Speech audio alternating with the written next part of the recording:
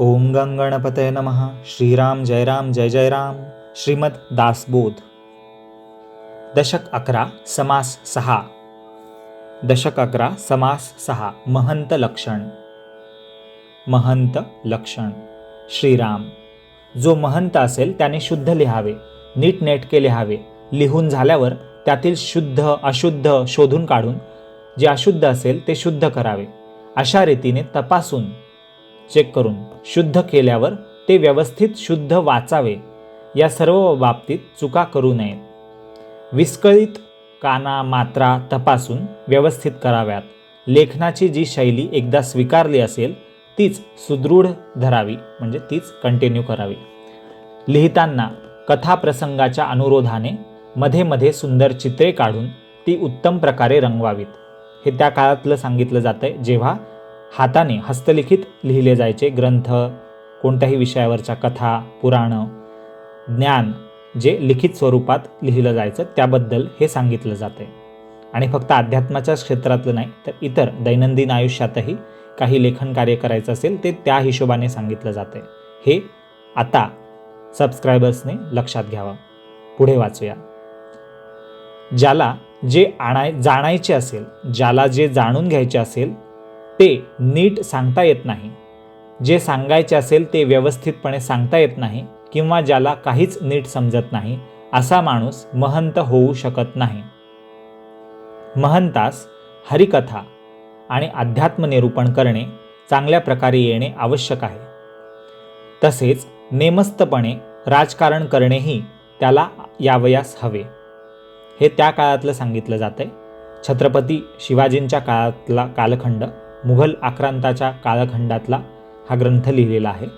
हा त्या काळानुसार तेव्हाच्या समाजरचनेनुसार महंत या पदासाठी काय योग्यता आहेत आणि ग्रंथ लिहिणे किंवा काही लेखन कार्य करणे त्याच्या अंगी कोणते गुण असावे या हिशोबाने हे सांगितलं जात आहे. आजच्या काळात हे 100% लागू जरी नसेल होणार तरी कुठल्या ना कुठल्या योग्य लेखन कार्याच्या किंवा राजकारणाच्या क्षेत्रातही किंवा अध्यात्म क्षेत्रातही, हरिकथा, अध्यात्म निरूपण यातही हे कुठे ना कुठे कमी अधिक प्रमाणात हे नियम लागू पडणारच आहेत, हे लक्षात घ्यावं. पुढे वाचूया. महंतास हरिकथा आणि अध्यात्म निरूपण करणे चांगल्या प्रकारे येणे आवश्यक आहे. तसेच नेमस्तपणे म्हणजे नीट नियम धरून राजकारण करणेही त्याला यावयास हवे. त्याचे आचरणही उत्तम असायलाच हवे.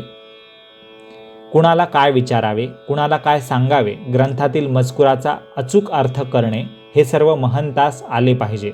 सर्वांचे मन राखून त्यांचे समाधान करणे त्याला जमायला हवे.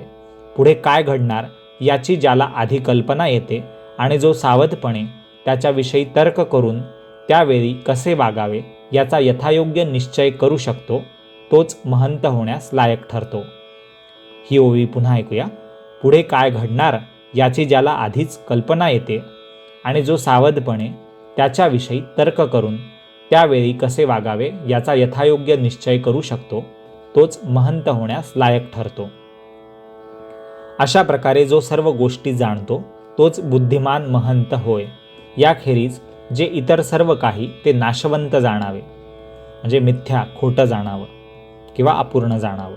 ज्याला काळ वेळ यांची योग्य समज आहे, जो प्रबंध, काव्यकर्ण, सुभाषित उच्चारण यात प्रवीण असून, निष्णात असून, ज्याच्या अंगी सभाधीटपणा असतो, म्हणजे जो सभेसमोर व्यवस्थित मुद्देसूद बोलू शकतो, सभेला मार्गदर्शन करू शकतो, न्याय अन्याय याच्या गोष्टी, चांगलं वाईट याच्या गोष्टी, आध्यात्मिक क्षेत्रात, पारमार्थिक क्षेत्रात असो का सांसारिक क्षेत्रात असो का राजकीय क्षेत्रात असो का सामाजिक क्षेत्रात असो, हे ज्याला सभाधीटपणा ज्याच्या अंगी असतो, जो 4 लोकांना समक्ष बोलू शकतो, सांगू शकतो, त्यांच्या चुका, कमतरता हेही दाखवू शकतो आणि त्यावर उपायही सुचवू शकतो, आणि ज्याला योग्य वेळी योग्य गोष्टी सुचतात, जो एकांताविषयी तत्पर असतो, आधी खूप पाठांतर करून नंतर जो अर्थाचा शोध घेऊन ग्रंथातील सार ग्रहण करतो, जो एखादी विद्या अथवा कला आधी स्वतः शिकून मग लोकांनाही शिकवतो, तोच श्रेष्ठ पदवी प्राप्त करू शकतो. असा महंत विवेकाच्या बळावर मायेत गुरफटलेल्या लोकांना सोडवतो, म्हणजे लोकांचं भ्रम अज्ञान दूर करतो, विवेकाच्या म्हणजे बुद्धीच्या क्षमतेवर. त्याचे अक्षर सुंदर असते, वाचणे सुंदर असते, बोलणे सुंदर असते, चालणे सुंदर असते. त्याची भक्ती, त्याचे ज्ञान आणि त्याचे वैराग्यही सुंदर असून त्यास अनुसरूनच त्याचे वागणे असते.